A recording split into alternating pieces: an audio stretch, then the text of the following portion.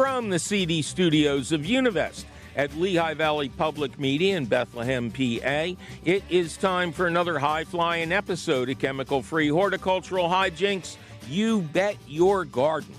Are there plants you can grow that'll feed hungry birds naturally during the winter? I'm Mike McGrath, and on today's show, we'll discuss how you can watch the birds dine without the risks that bird feeders bring to the table.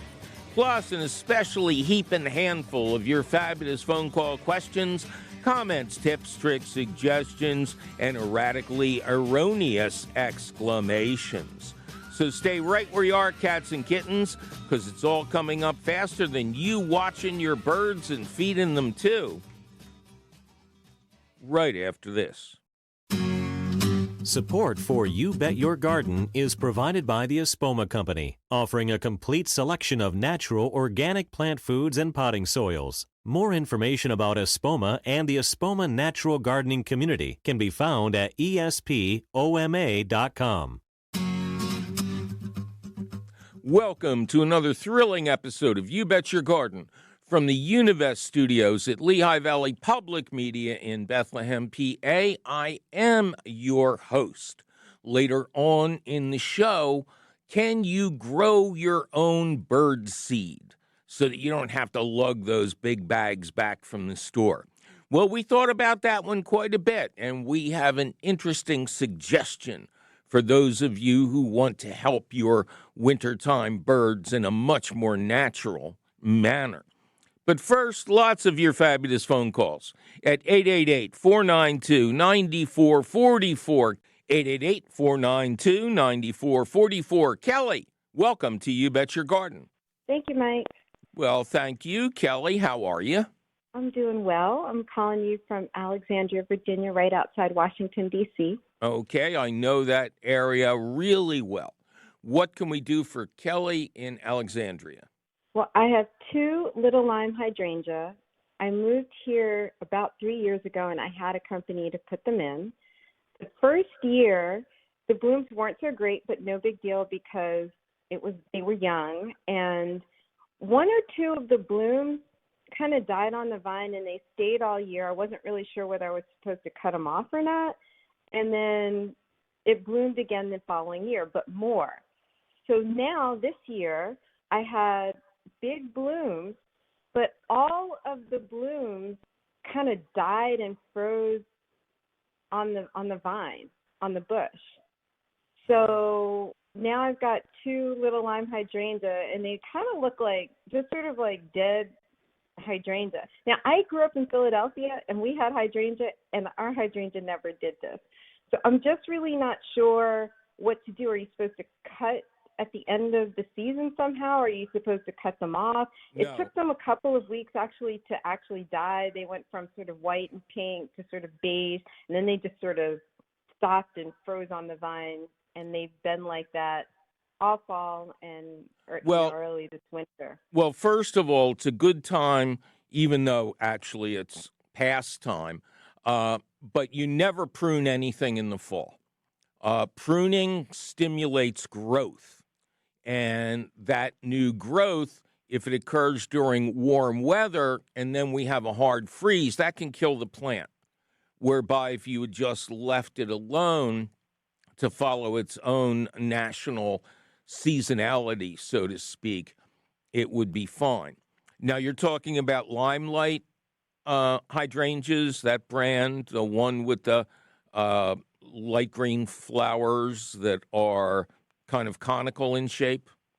Yeah, I would say that. The company told me they were little limes. To be honest, I never really followed up. But I saw in my area some other limes that looked like this, or that's what they're saying. But yeah, they start out pretty small, err toward white and green, and then sometimes they turn a little bit pink. I would call them more roundish than cone shaped, but okay. I mean, I guess it depends. Okay. No. Now you've described the right kind of hydrangea, the same kind I have with the big flowers that are either red or blue, depending on the pH of your soil. Generally, when I hear lime, I think of a type of hydrangea that is pyramidical, the flowers in shape. and it is bright green. So I'm not sure why they're calling yours lime, but let's not go walking down that block. Now, the life cycle of a hydrangea is that includes the fact that they're not meant to look good this time of year. They are not a four-season plant. In the dead of winter, everyone with a hydrangea looks at them and goes, why did I plant this thing? This is ugly as the dog breakfast. But in the spring, new growth will appear, and then it will be followed by flowers. And how long the flowers persist depends on the environment. They don't want to be exposed to direct sun all day long. In your area of Virginia, they would like a little afternoon shade. They also are water hungry. I mean, they just put on a show like they're dying. Oh, I'm weak. I need water. And then you give them a little water, and they go, oh, we're fine. What are you making a fuss over? So in my garden, I see hydrangeas as the canary in the coal mine. When they start to wilt, it generally means it's getting too hot for them. And really, the only thing you can do is keep them well watered at that time. So let's say we keep the blooms, and then as the weather starts to cool, the blooms will turn brown. And if left alone, they will stay on the plant until mine don't have any yet. Probably around by the holidays, the heads will have dropped. So you have two choices there. When the flowers turn brown, you can either leave them on the plant to feed the birds naturally and to provide what Martha Stewart calls winter interest, something to look at other than dead stalks. Or if you want to fool around, as the flowers begin to turn brown, you can cut them, bring them inside, put them in a vase without any water, and they will dry naturally. And a lot of people like the look of the brown flower heads. But so far, it doesn't seem to me like anything is wrong. You don't have flowers yet. You kind of mentioned that, but not in January. Well, I guess it is a little unsightly, but I'm fine with that. I can hang in there a while. I guess my question was really, last year they bloomed and it kind of overtook the dead ones, but the dead ones didn't fall off. They never fell off as you suggested. Okay. They all stayed on the vine. Well, so, at this point, I'm looking at probably like 80 blooms, which is wonderful. It means I have blooms coming. But do I have to cut them all off like as it gets warmer? Oh, wait a minute. No. You have 80 new blooms opening, or you have 80 leftover dried flower heads? I have 80 left over from I'm looking, easily between two plants. Like they look exactly as they looked at the end of the summer, except dead. Yeah. Okay. Well, they're seasonal plants. They're dormant. They're not evergreens. So it's your choice. There's nothing wrong here. You can leave the flower heads on to feed the birds, or you can go out and, quote, deadhead the flowers. Just gently pull them off and then compost them or just toss them somewhere. But it sounds like nothing is wrong, and don't prune the plants. It's almost impossible to prune hydrangeas correctly. But after they fully flower, and you see all the flowers you're going to get for that summer, then you can go in and cut away any dead stalks, and that'll clean the plant up and make it look like you got more flowers. Okay. All right? So just to recap, I can wait till it fully blooms and then cut off the dead stalks, Or now, I'm talking to you in January, I can go out and deadhead because it's not fall, and fall is bad to prune. Yeah, well, you're not going to prune. You're not going to prune. You're just going to reach up to that flower head and pinch it off. Okay, I can do that. You're going to use your bare hands or gloved hands. Okay. All right, Kelly? I can do that. Yep. All right, well, good luck to you, and happy winter. Thank you. Happy winter to you, too. Thank you for answering my call. Oh, my pleasure. Thank you for making it. Bye-bye. Mm-hmm. Bye. Two little bugs, little bugs, little bugs, little bugs, little bugs, little bugs. Two little bugs, little bugs, little bugs, little bugs, little bugs, little bugs. Two little bugs, little bugs, little bugs, little bugs, little bugs, little bugs. Two little bugs, little bugs, little bugs, little bugs, little bugs, little bugs.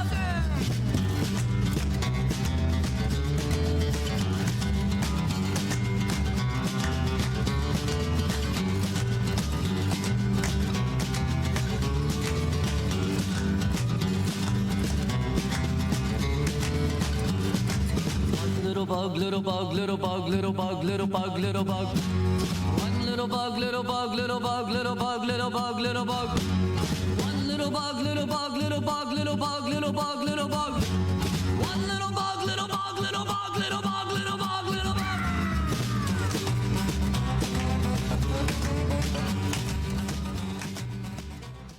Well, it's time for me to take a little break and remind everybody that my upcoming appearance at the Connecticut Flower and Garden Show at the Hartford Convention Center is, well, it's upcoming. I'll answer your garden questions on Friday afternoon, February 23rd, and then I'll talk tomatoes and compost on Saturday the 24th. But don't go looking for all the details at the events section of our website just yet, because we'll be right back to take more of your fabulous phone calls. I'm Mike McGrath, and you're listening to You Bet Your Garden from the Univest studios at Lehigh Valley Public Media in Bethlehem, PA.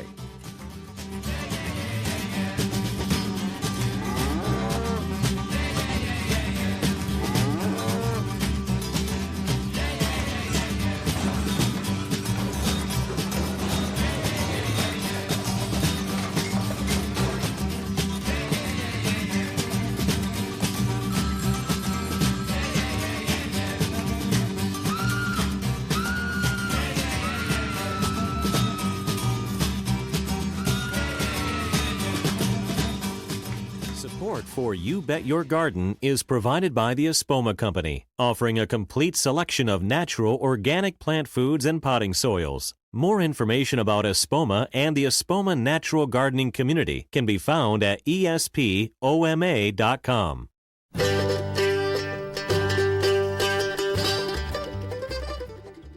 Welcome back to another thrilling episode of You Bet Your Garden. From the Univest studios at Lehigh Valley Public Media in Bethlehem, PA, I am your host, Mike McGrath. And coming up later in the show, we're going to take a provocative look at feeding the birds and explaining one unique way you might be able to watch them and feed them all without a feeder. It'll be exciting. But in between time, it's back to your phone calls. 888-492-9444. Mary Ann, welcome to You Bet Your Garden. Oh, thank you so much. Well, I'm so excited because I discovered your show and I'm loving it. Oh, thank you very much. We're loving that it exists. Okay, where are you? In Drexel Hill, Pennsylvania. Okay, just outside of Philadelphia. Mm-hmm. And what can we do you for?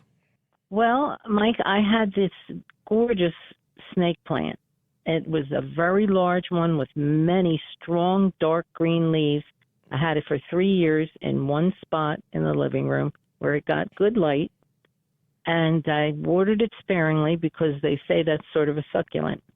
But it just started to fail, and a lot of the fronds started just drying up and bending over and turning yellow.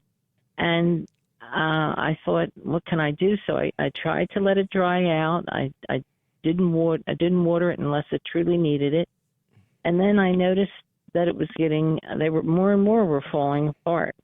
And so I decided to take it out and replant it because I thought, well, maybe it's gotten too big for the pot and it needed, more room. And I used some organic potting soil. And ever since that, it's completely in distress. I don't know. I've taken it in during taken it out during the warm days, let it get some sun, and brought it back in, and it is in terrible shape. I'd love to save it, but I don't know what to do about it. Okay. All right. Well, first you win an award of non-merit. This is supposed to be the bulletproof house plant. I know. I've always said the one plant you can't kill is a snake plant, which, as you know, is also known as mother-in-law's tongue. And yeah, that's another name, and we won't dwell on that. But yeah. Now, when you took it out to repot it, did you examine the roots? Yes, they had good roots, and but they actually got a couple of them would look actually a little slimy. Okay, and I discarded those. And shook off the dirt and used just what looked healthy. Yes, to repot. Excellent. And they're doing terrible. Yeah, well, they have been overwatered. I'm not sure. Well, for instance, I have 2 snake plants that go back to the 70s when I lived in a big old mansion in West Philadelphia with a bunch of other people. And my 2 snake plants are the same snake plants that I took with me when we closed the house down. And they are remarkably healthy. I think one reason is I deliberately ignore them. And in the case of one, I forgot it was there for a couple of months. And as you said, it is a succulent. It stores water. But rotting roots are a clear sign of overwatering. Now, did you rinse off the root system after you did that? Yes. I rinsed it off, shook off everything, just left the roots there. Even let them sit in the sun a little bit to dry while I was putting the potting soil. Roots, after cleaning the pot. Roots can't absorb sunlight. They're underground. Oh. Only the leaf structure of a plant can process sunlight. The fruits can't, and the roots can't. Now, does this plant go out for the summer? No. But it's always been a house plant. Okay. And speaking of these snake plants, I have one that is not as big, but is 30 years old. Yeah. And it's doing great. I don't know what happened to this one. Well, then you have to decide. For instance, what kind of pot is the bad one in? It's in a plastic pot, and then I put that inside a big ceramic pot. Oh, is there drainage in the ceramic pot? Yes. Do you put a saucer underneath to catch any water that runs through? Yes. Yeah, but I've never had it where it collected water like that. Because, like I said, I'm very sparing when I water that, and what do you call very rarely water. What do you call sparing? I would not water my snake plant. I would let it go for 2 months, easy, in between waterings. Because if I say that was about it. If that root area stays constantly moist, you're going to get root rot, and that's going to reflect in the plant. Now, you say you've been carrying it in and out on a stretcher, trying to, make it happy. Basically. Turning it towards the window so it can watch the birds at the feeder. Sounds like that, right? Yeah, that's the worst thing you can do for one of these house plants. The only Oh. time they tend to misbehave is when they come back in at the end of summer. Is it near a heat source? Is it near a hot air vent or a radiator? No, not at all. What's the difference? It gets light from the one window. Yeah. And that's pretty much well lit all day, and that's it. Like I said, I've had it for 3 years, and it's done so well. And it Yeah. We got downhill. you. Now, you say it's in a window. Is this sitting in direct light from the east or south? Not direct. It's in a well lit room, though. Well, the well lit is fine.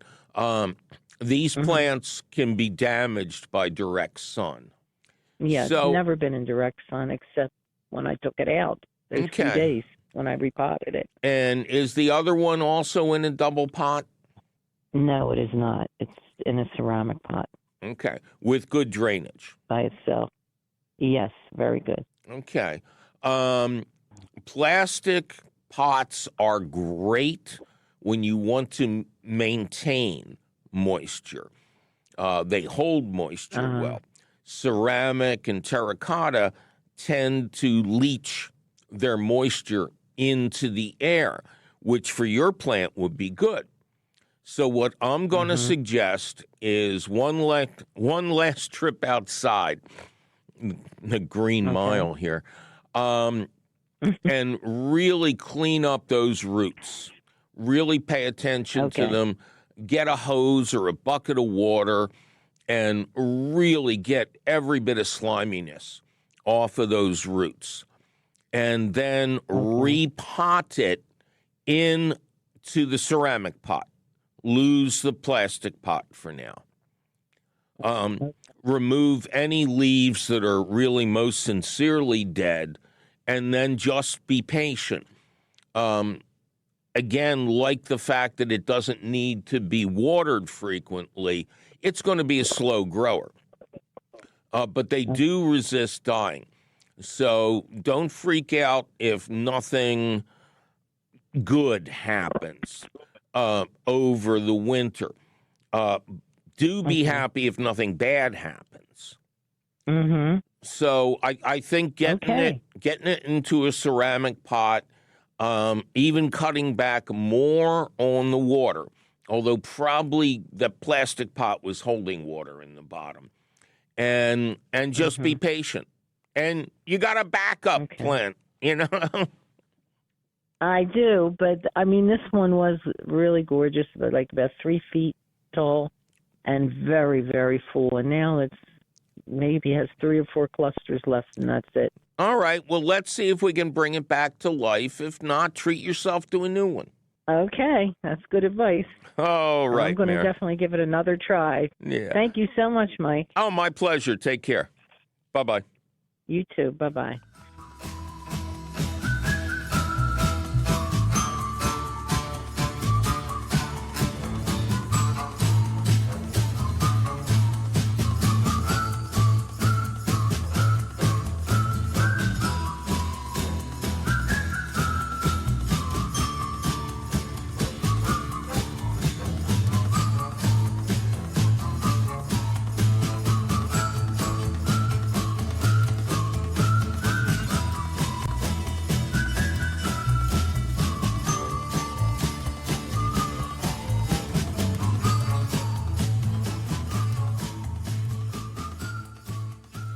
And yes, thanks to popular support, it is time for another edition of In the News, where we discuss an article that I have found in a newspaper somewhere. Remember newspapers? I love them. Anyway, this is from the Columbia Insight, which is a newspaper in the Portland, Oregon area, written by Nathan Giles. And it is a great response to climate change and the loss of native trees.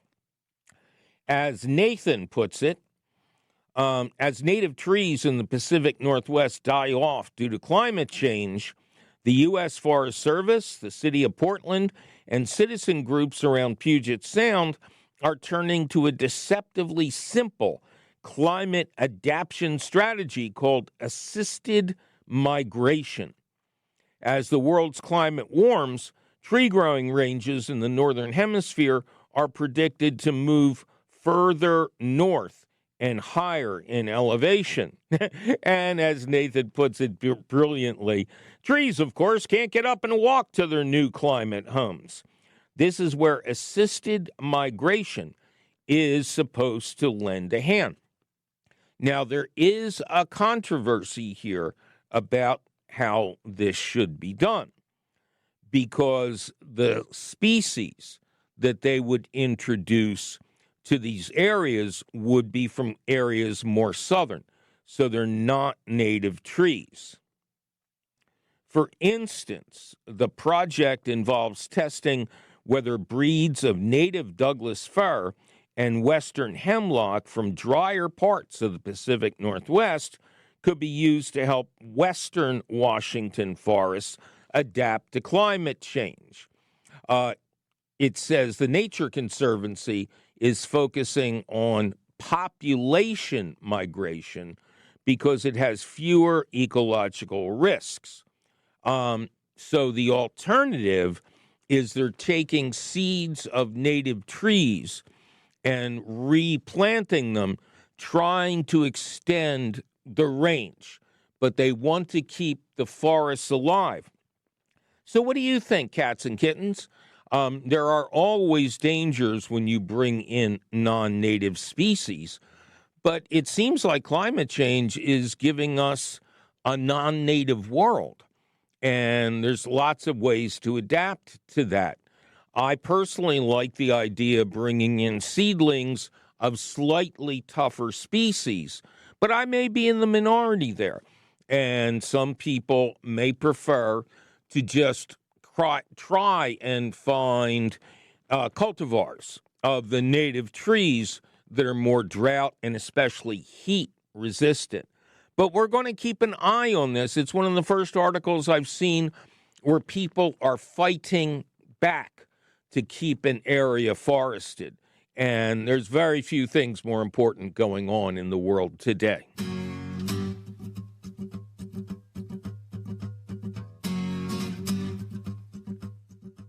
Well, it's time for me to take a little break and remind everyone that my return to the Connecticut Flower and Garden Show at the Hartford Convention Center in February is now just a month away. I'll do an enlightening Q&A on Friday afternoon, the 23rd, and then on Saturday, the 24th, it'll be talks on tomato growing, composting, and raised bed building. But don't go looking for all the details at the events section of our website just yet, because we'll be right back with how to grow your own bird seed and more of your fabulous phone calls. I'm Mike McGrath, and you're listening to You Bet Your Garden from the Univest studios at Lehigh Valley Public Media in Bethlehem, PA.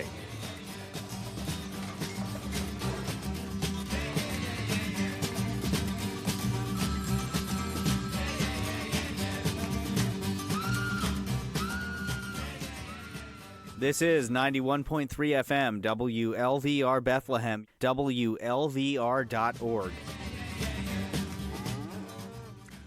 Welcome back to another thrilling episode of You Bet Your Garden from the Univest studios at Lehigh Valley Public Media in Bethlehem, PA. I am your host, Mike McGrath, and yes, we now are in the stretch. Cats and kittens, in just a little bit, we'll discuss growing your own bird seed. You won't want to miss it.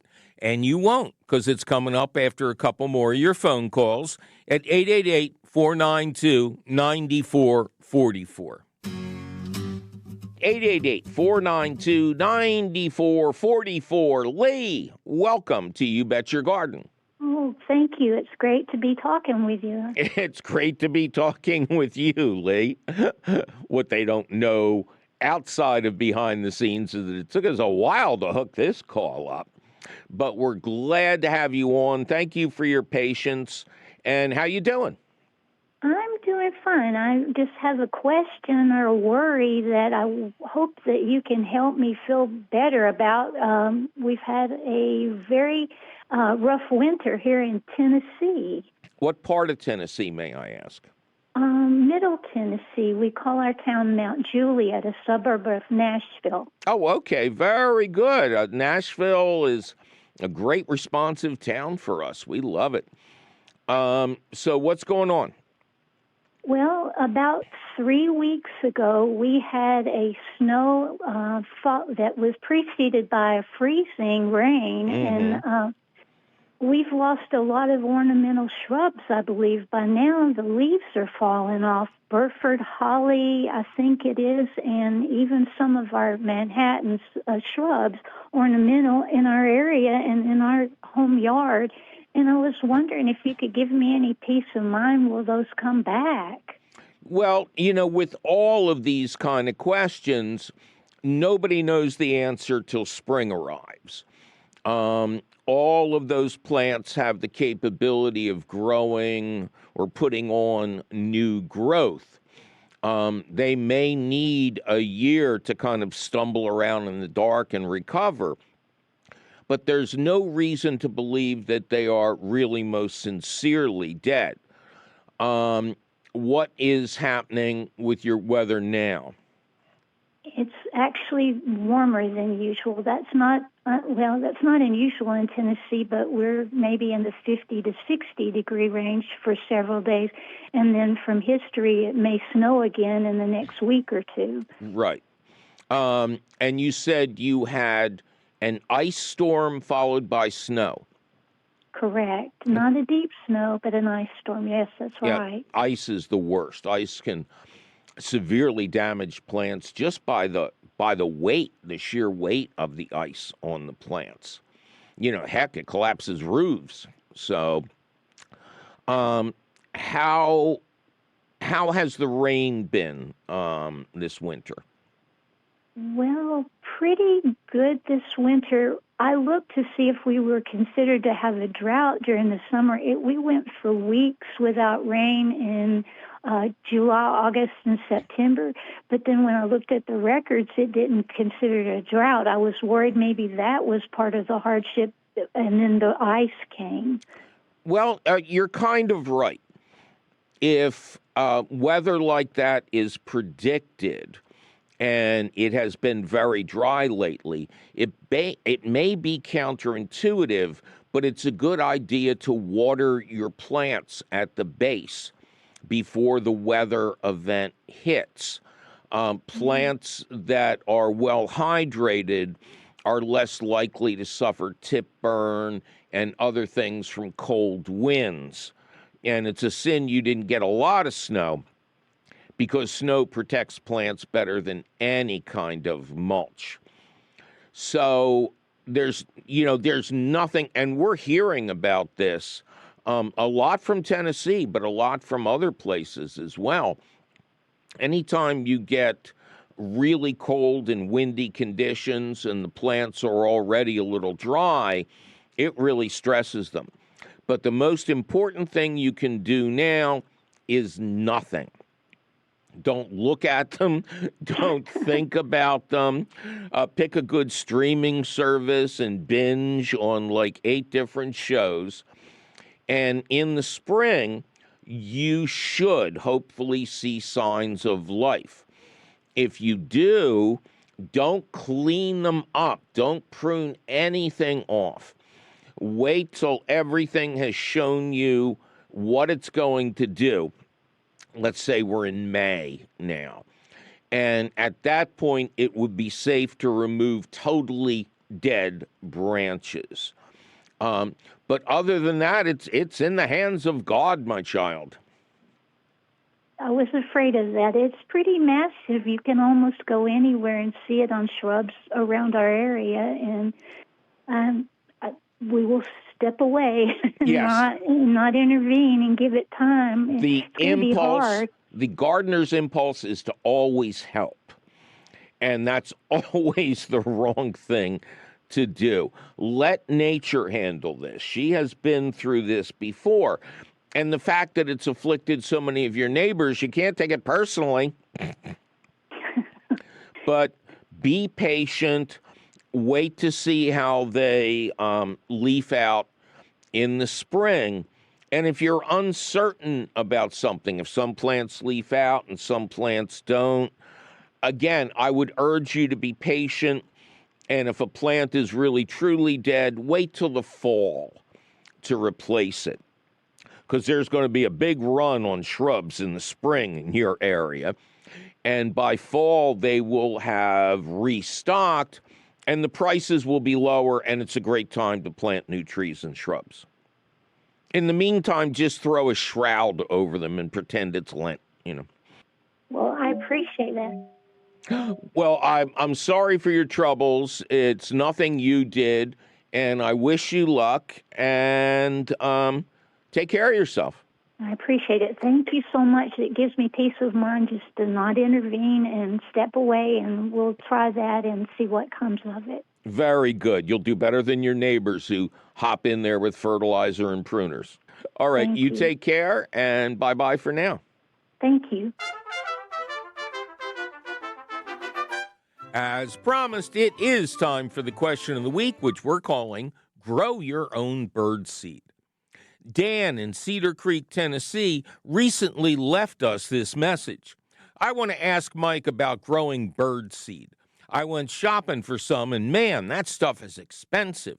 What can we grow in the garden that'll feed our little friends over the winter? I'm looking for something we can bag up. I know about sunflowers, but I think there's a certain kind that birds like. Thank you. Well, thank you, Dan, for a great question.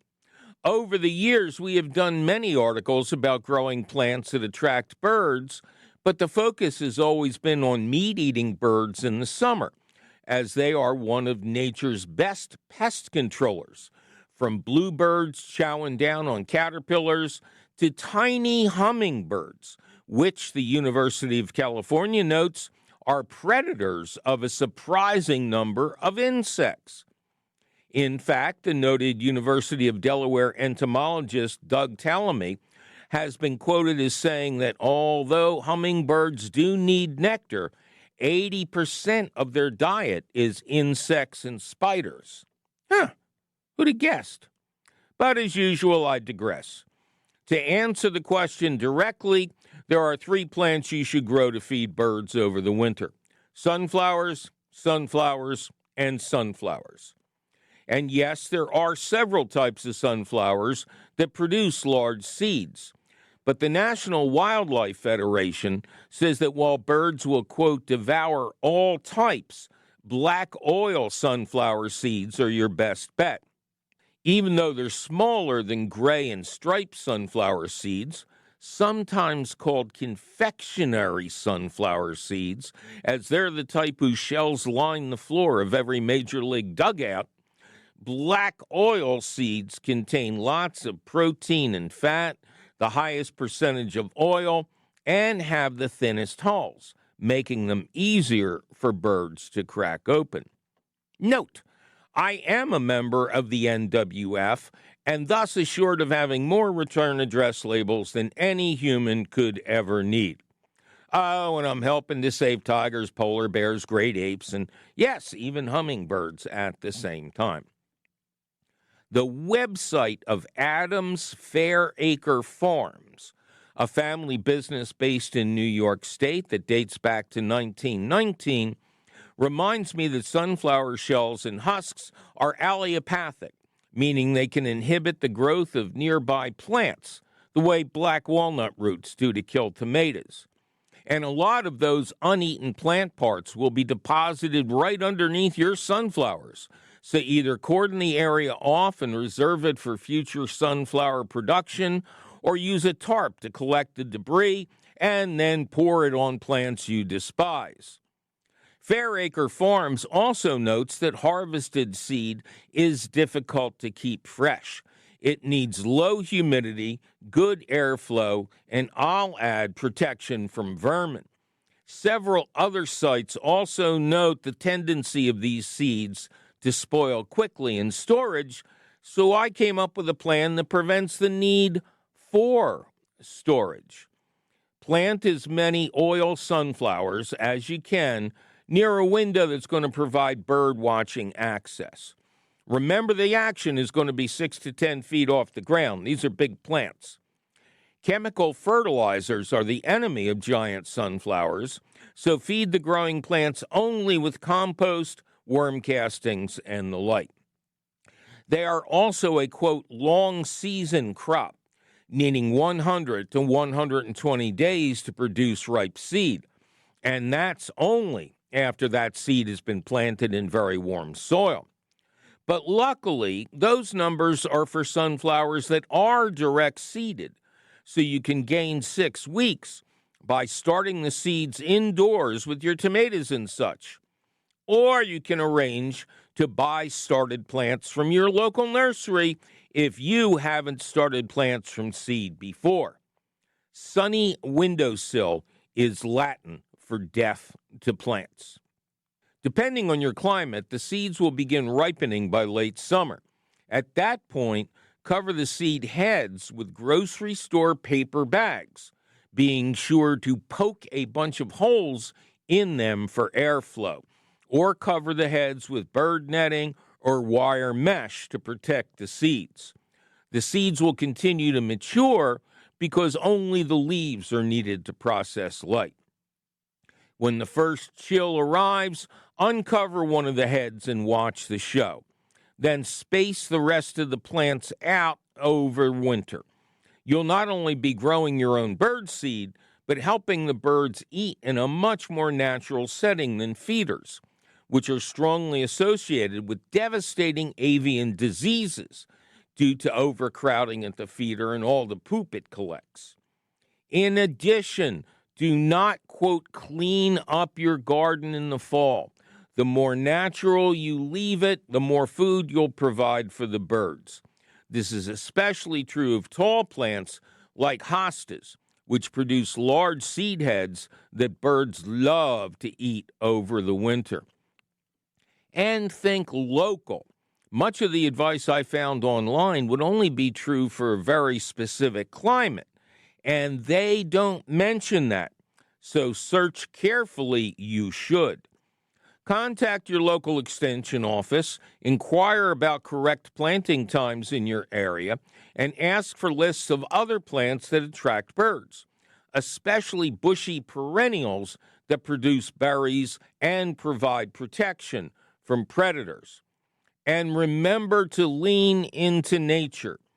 Birds have survived winter without us for untold centuries. They know how to feed themselves. And whether we like it or not, bird feeders are for human amusement only. And they can be a threat to the health of the birds you think you're helping. Sorry about all that.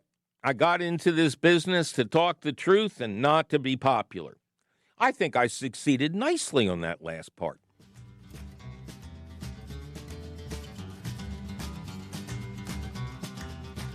Well, that sure was a possibly discomforting look at how to feed winter birds without risking their health, now wasn't it?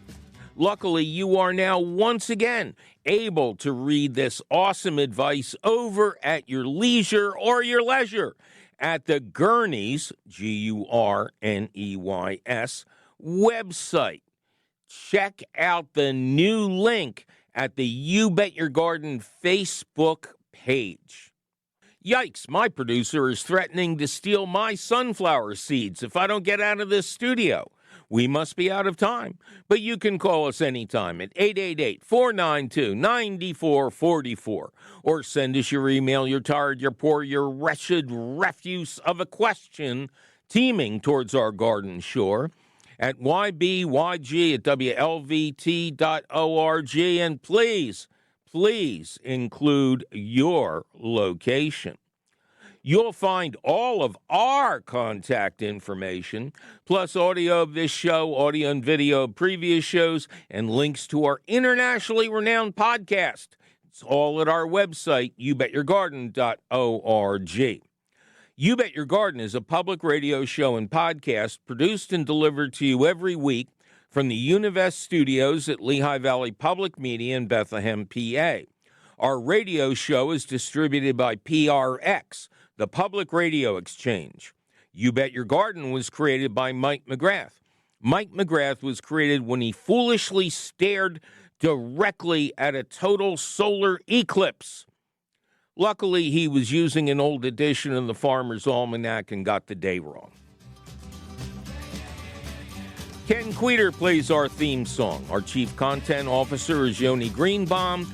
Our angel of the airways is Christine Dempsey. Our engineer is cheerful Charlie Sarah. Our social media director is Amanda Norfleet. Check out her fine work and keep up with what's happening with our show at the You Bet Your Garden Facebook page. Our peerless princess of profound production is Jasmine Griffin. Our irreplaceable audio editor is the always lovely Jonas Bowen. Zach the Tack Wisniewski and Ducky the Dancing Duck are in the house. Our beloved and beleaguered CEO is Tim Fallon. I'm your bedraggled host, Mike McGrath, and I'll be watching my birds enjoy the winter weather much more than I do, until I can see you again next week. Hey, birds, get that ice dam off the roof. Come on, earn your bird feed.